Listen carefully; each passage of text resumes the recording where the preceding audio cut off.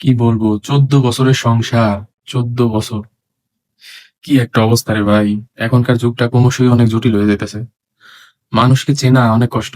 একটা মানুষ মানে যে কোনো সময় পরিবর্তন হয়ে যাইতে পারে। একটা ভালো মানুষ যে সবসময় যে ভালো থাকবে, সেটা ছেলে হোক মেয়ে হোক, একটা মানুষ কখনোই সবসময় ভালো থাকতে পারে না।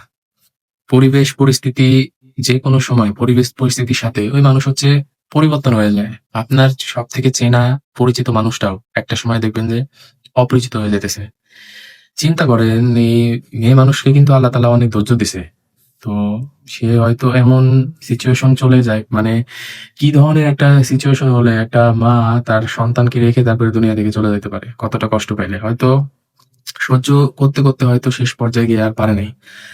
তো জানি না বাকিটা কি করছে।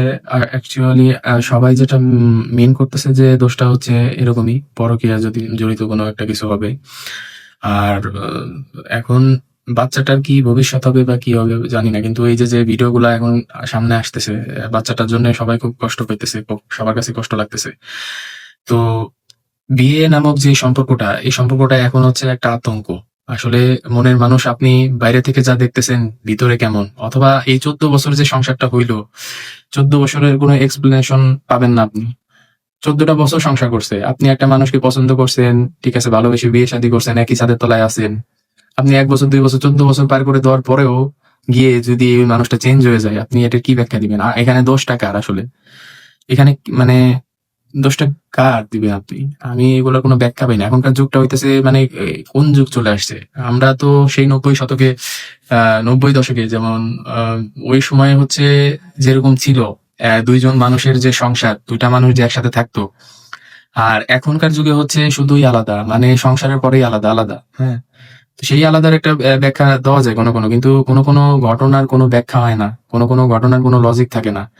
এই 14 বছর সংসার করার পরে কোনো টাকা পয়সার অভাব নাই, কোনো কিছুর অভাব নাই। তারপরেও কেন মানে এরকম ঘটে? মানে একটা মানুষের পরিবর্তন, একটা মায়া বলে তো একটা কিছু আছে, তাই না? তো মানুষের মনের ভিতরে আসলে অনেক রকমের খেলা চলে। তো কেউ আছে যে একাধিক মানুষের মায়ায় পড়ে। মানে একজন সাথে লাইফে থাকাকালীন আরেকজনের উপরে মায়া জড়িত হয়। পরে তার চিন্তা ভাবনা হয় কি যে একেও ছাড়বো না, ওকেও ধরে রাখবো। হ্যাঁ? আবার অনেকের চিন্তা হয় যে না, একে ঠকায় কিভাবে ওকে নিয়ে বাকি জীবনটা পার করা যায়। একেক মানুষের চিন্তা ভাবনা একেক রকম। কিন্তু একটা জিনিস বোঝে না যে কোনো মানুষ যদি সত্যিকার অর্থে কাউকে ভালোবেসে থাকে, তো ডেফিনিটলি আমার ওই ধরনের আমি কোনো অপশনই কাছে রাখবো না যে আরেকটা মানুষ আমার লাইফে মানে প্রবেশ করবে। এরকম কোনো অপশন আমি দিবই না।